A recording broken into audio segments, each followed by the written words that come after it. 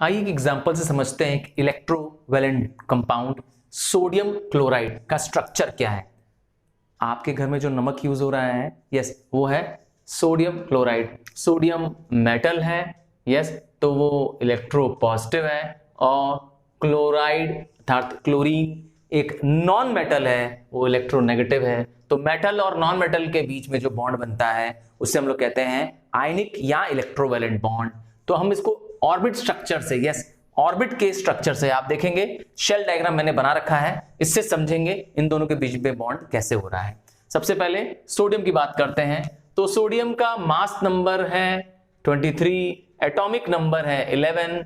याद रखिएगा, जितना एटॉमिक नंबर है उतना ही प्रोटॉन होगा, उतना ही इलेक्ट्रॉन होगा। तो अगर प्रोटॉन इसके पास 11 है तो इलेक्ट्रॉन भी 11 है। नतीजा, all atoms are electrically neutral. Neutral क्यों होता है जानते हैं आप? क्योंकि जितने प्रोटॉन होते हैं पॉजिटिव चार्ज होता है, उतना ही नेगेटिव चार्ज होता है, तो इलेक्ट्रिकली वो न्यूट्रल है। देखिए 281, इतने ही प्रोटॉन है, इतने ही इलेक्ट्रॉन है। क्यों? क्योंकि ये जो Z है, यस, जो नीचे दिख रहा है सबस्क्रिप्ट दिख रहा है, ये इसका एटॉमिक नंबर है। अब क्या होगा, क्योंकि लास्ट शेल जिसको हम वैलेंस शेल बोलते हैं ये रही K, L और M, इसकी लास्ट शेल M शेल है, और valence shell outermost shell मतलब में जो इलेक्ट्रॉन्स 1, 2 या 3 होते हैं तो वो मेटल्स होते हैं, और वो लोग क्या करते हैं, अपने इस इलेक्ट्रॉन्स को लूज कर जाते हैं, इसीलिए वो इलेक्ट्रो पॉजिटिव होते हैं। सर पॉजिटिव होते हैं ऐसा क्यों कह रहे हैं आप? क्योंकि जब वो अपना नेगेटिव अर्थात इलेक्ट्रॉन लूज करेंगे तो बचेगा क्या? प्रोटॉन। ठीक है, प्रोटॉन ज्यादा आ जाएगा, पॉजिटिव हो जाएगा। आइए समझते हैं इस इक्वेशन से। तो सोडियम एटम है हमारे पास 281, ये रहा इसका इलेक्ट्रॉनिक कॉन्फ़िगरेशन 281। तो सोडियम एटम है, माइनस साइन क्या बता रहा है कि इलेक्ट्रॉन क्या कर रहा है, लूज कर रहा है। सो -1 इलेक्ट्रॉन क्या बन जा रहा है, सोडियम आयन बन जा रहा है। क्या बन जा रहा है? 28, क्या साथ आयन बन गया, पॉजिटिव बन गया। पॉजिटिव को हम लोग क्या बोलते हैं, कैटायंस। ठीक है, ये रहा उसका स्ट्रक्चर।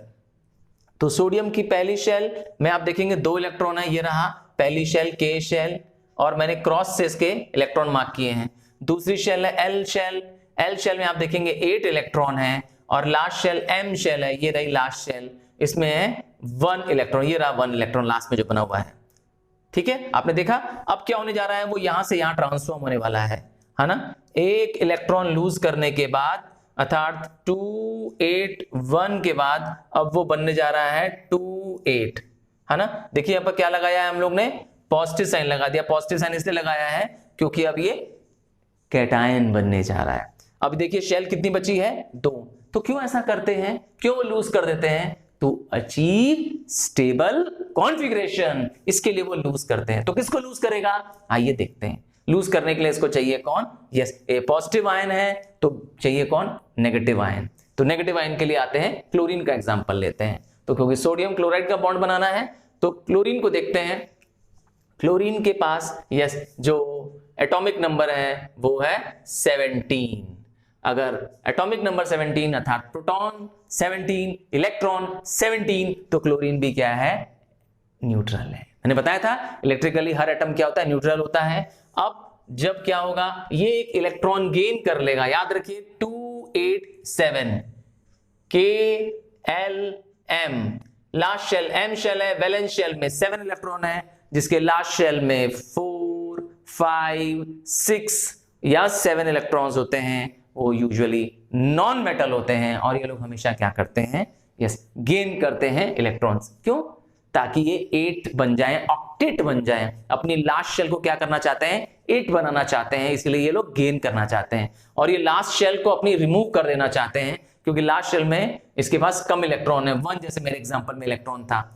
तो मेटल्स लूज कर जाते हैं इलेक्ट्रॉन, फिर वो ऑक्टेट बन जाते हैं। देखिए अब लास्ट शेल में 8 बच गया, 28 बच गया, और ये लास्ट शेल कंप्लीट करना चाहते हैं। 287 है तो 7 को 8 बनाना चाहते हैं ताकि स्टेबिलिटी अटेन कर सकें, ताकि ऑक्टेट स्ट्रक्चर अटेन कर सकें। इसीलिए 1 इलेक्ट्रॉन गेन कर रहा है। गेन कैसे पता चल रहा है, ये प्लस साइन बता रही है कि क्लोरीन 1 इलेक्ट्रॉन गेन कर रहा है। सो क्लोरीन क्या बन जा रहा है, क्लोरीन एनायन बन जा रहा है, और इसके पास हो जा रहा है 288 इलेक्ट्रॉन्स, क्योंकि अब इलेक्ट्रॉन्स ज्यादा है प्रोटॉन से, यस, पहले प्रोटॉन 17 थे, अब प्रोटॉन तो 17 है पर इलेक्ट्रॉन हो गए 18, अर्थात माइनस चार्ज हो गया 18, इसीलिए माइनस एनायन।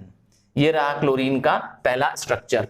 2 पहले शेल में, दूसरे शेल में, एल शेल में 8 और एम शेल में 7, 2 8 7 इलेक्ट्रॉन। सर्कल से मैंने रिप्रेजेंट किया इलेक्ट्रॉन्स, अगर आप ध्यान से देखेंगे राउंड राउंड सर्कल बना रखा है। अब होगा क्या, यस, ये जो लास्ट इलेक्ट्रॉन है किसका, इसके सोडियम के लास्ट शेल का जो इलेक्ट्रॉन है वो लूज कर जाएगा। जो एम शेल है वो अपना इलेक्ट्रॉन किसको दे देगी, ट्रांसफर कर देगी क्लोरीन को, और नतीजा क्लोरीन में वो ये एटम यहां पर आ जाएगा। देखा, लास्ट शेल में जो इलेक्ट्रॉन यहां पर वो गेन कर लेगा। आइए अब इनका स्ट्रक्चर चेंज होने के बाद देखते हैं। इसके पास अब 2 शेल बचेगी, 2 8, क्योंकि अब इसके पास एम शेल की कोई जरूरत नहीं है, उसने अपना इलेक्ट्रॉन क्या कर दिया है, ट्रांसफर कर दिया है, लूज कर दिया है, और क्लोरीन ने यहां पर देखिए वो गेन भी कर लिया है। अब इसकी 2 8 8 हो गया है ना, यहां पर 2 8 7 था और ये अब बन गया है 2 8 8।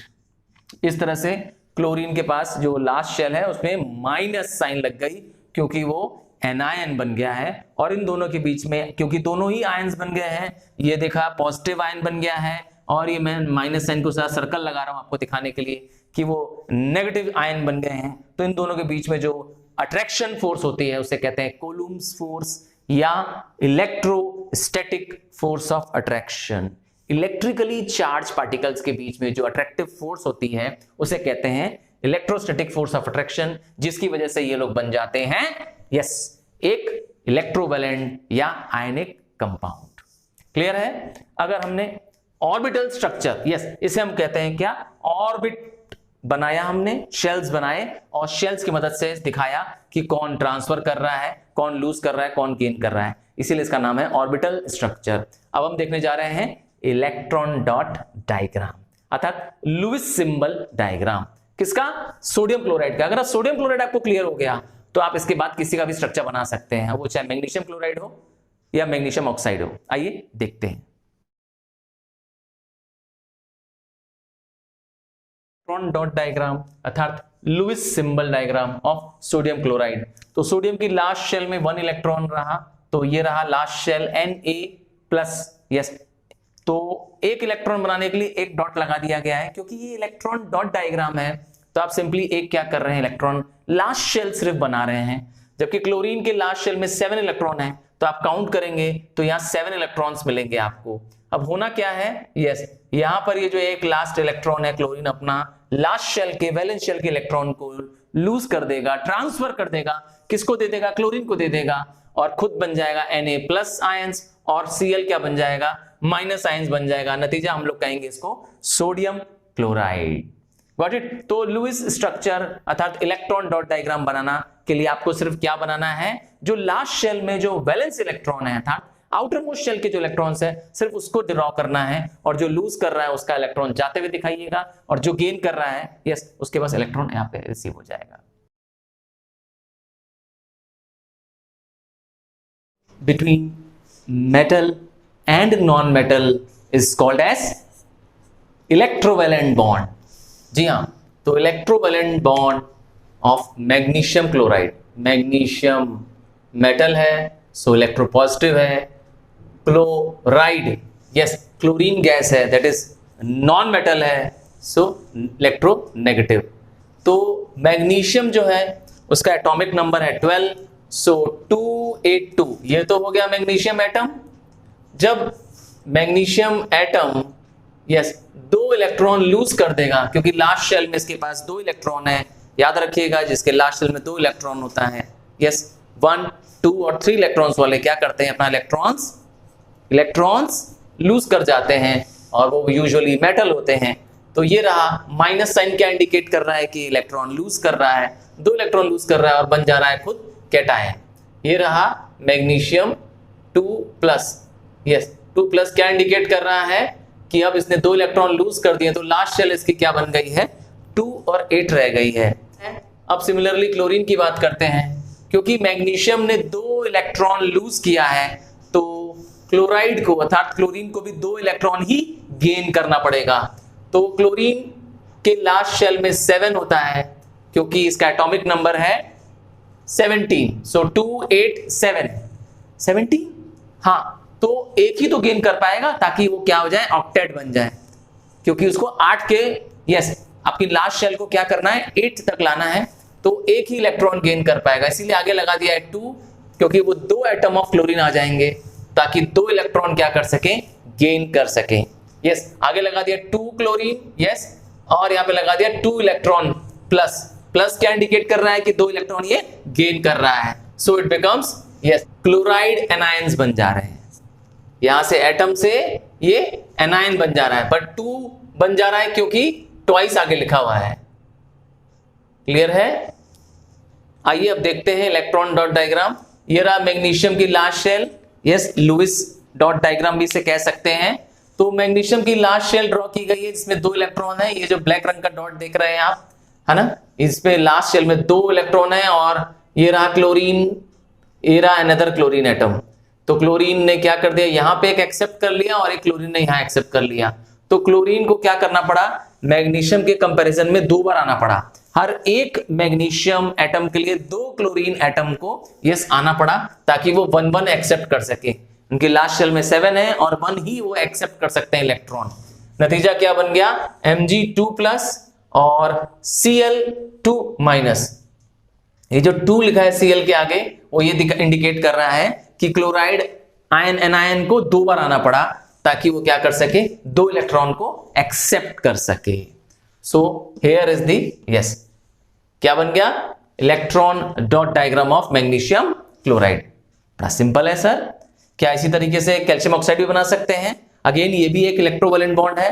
कैसे पहचाना, क्योंकि आपको पता है ऑक्सीजन एक नॉन मेटल है, तो इलेक्ट्रोनेगेटिव, और कैल्शियम एक मेटल है, देयरफॉर इलेक्ट्रो पॉजिटिव। तो मेटल और नॉन मेटल के बीच में बनने वाले बॉन्ड को हम लोग कहते हैं इलेक्ट्रोवैलेंट या आयनिक बॉन्ड। तो ये आयनिक बॉन्ड है। अगेन कैल्शियम के पास कैल्शियम का एटॉमिक नंबर है 20। सो इसके पास कैल्शियम के एटम में कितने इलेक्ट्रॉन्स, कितने शेल्स बनेंगे, 4 शेल्स बनेंगे, 2 8 8 2। अगेन लास्ट शेल में कितने इलेक्ट्रॉन्स हैं, 2 इलेक्ट्रॉन्स हैं। ये अपने 2 इलेक्ट्रॉन्स को लूज कर देगा। देखिए माइनस शो कर रहा है, माइनस मतलब होता है इलेक्ट्रॉन लूज कर रहा है, और बन जा रहा है क्या, कैल्शियम कैटायन बन जा रहा है। ये रहा आपका कैल्शियम का कैटायन बन गया। क्या बन गया, 288, और चार्ज में क्या लग गया, +2। +2 क्यों लगा आप समझ गए, क्योंकि 2 इलेक्ट्रॉन अर्थात 2 नेगेटिव साइन इसकी कम हो गई, इसीलिए 2 पॉजिटिव बढ़ गया ऊपर। और ऑक्सीजन को देखते हैं। ऑक्सीजन का एटॉमिक नंबर है 8। सो पहली शेल में 2 और दूसरी शेल में 6 हो गया। ये हो गया ऑक्सीजन का एटम। अब ऑक्सीजन क्या कर रहा है, प्लस दिखा रहा है। प्लस क्या शो करता है, गेन कर रहा है। तो ऑक्सीजन गेन कर रहा है 2 इलेक्ट्रॉन, और 2 इलेक्ट्रॉन गेन करते ही इसकी शेल, आउटर शेल भी कंप्लीट हो जा रही है और बन जा रही है 2 8। यहां पर बन जा रहा है ये एनायन। ऑक्सीजन ने 2 इलेक्ट्रॉन एक्सेप्ट कर लिया और -2 का चार्ज आ गया, हो गया। अब आइए इसका इलेक्ट्रॉन डॉट डायग्राम देखते हैं। कैल्शियम के लास्ट शेल में 2 इलेक्ट्रॉन है और ऑक्सीजन की लास्ट शेल में 6 इलेक्ट्रॉन है। ये दोनों इलेक्ट्रॉन एट अ टाइम, एक ही समय में दोनों इलेक्ट्रॉन दे दे रहा है, इसलिए बन जा रहा है CaO। ये रहा Ca+2 और O -2। क्यों यहां पर डबल बार क्यों नहीं क्लोरीन आ रहा है, ये पूछना चाह रहे हैं। मैग्नीशियम में तो क्लोरीन को 2 बार लिखा था सर आपने, यहां पर ऑक्सीजन को 2 बार क्यों नहीं लिखा, क्योंकि क्लोरीन की लास्ट शेल में 7 इलेक्ट्रॉन्स थे और वो सिर्फ एक टाइम में एट अ टाइम 1 इलेक्ट्रॉन ही एक्सेप्ट कर सकता है ताकि वो 8 बन सके, ऑक्टेट बन सके। पर ऑक्सीजन की लास्ट शेल में 6 इलेक्ट्रॉन है और एक ही बार में वो 2 इलेक्ट्रॉन एक्सेप्ट कर सकता है, और कैल्शियम के पास लास्ट शेल में 2 इलेक्ट्रॉन ही है लूज करने के लिए। इसीलिए एक ही बार में 2 इलेक्ट्रॉन एक्सेप्ट कर ले रहा है। तो for every atom of calcium there is 1 atom of oxygen, 1:1 का रेशियो है। सो फॉर्मूला बन जाएगा CaO, कैल्शियम ऑक्साइड। जबकि मैग्नीशियम क्लोराइड का फॉर्मूला क्या बन जाएगा, MgCl2। I hope concept clear हो रहा है। क्लियर हो रहा है तो लाइक बटन प्रेस करना मत भूलना। और हाँ, अपने पास इस नोट्स को मत रखो, अपने क्लासमेट फ्रेंड्स और सबको शेयर करो। कैसे, क्या करना है, व्हाट्सएप और फेसबुक ग्रुप को ज्वाइन करना है। ये एक नो बकवास ग्रुप है, सिर्फ और सिर्फ एजुकेशनल इंफॉर्मेशन के लिए बनाया गया ग्रुप है। इसमें नोट्स, वीडियोस इसमें शेयर किए जाते हैं, लेटेस्ट इंफॉर्मेशन शेयर किए जाते हैं। आप भी ज्वाइन करिए और अपने फ्रेंड्स को भी ज्वाइन कराइए। और हाँ, अब हाई टाइम है, सीरियस हो जाइए, सिर्फ और सिर्फ यस अपनी पढ़ाई के लिए यूट्यूब का इस्तेमाल करिए। हो सके तो सोशल मीडिया को अपने अपने यूट्यूब के अलावा व्हाट्सएप, फेसबुक और अदर चैनल्स को कोशिश करिए कम से कम यूज करिए। हो सके तो भी फिलहाल कुछ दिनों के लिए बंद कर दीजिए। इट इज वेरी इंपॉर्टेंट कि अब बहुत ही कम दिन बचे हैं आपकी पढ़ाई के लिए, आपके फाइनल एग्जाम्स के लिए। So keep watching, keep learning.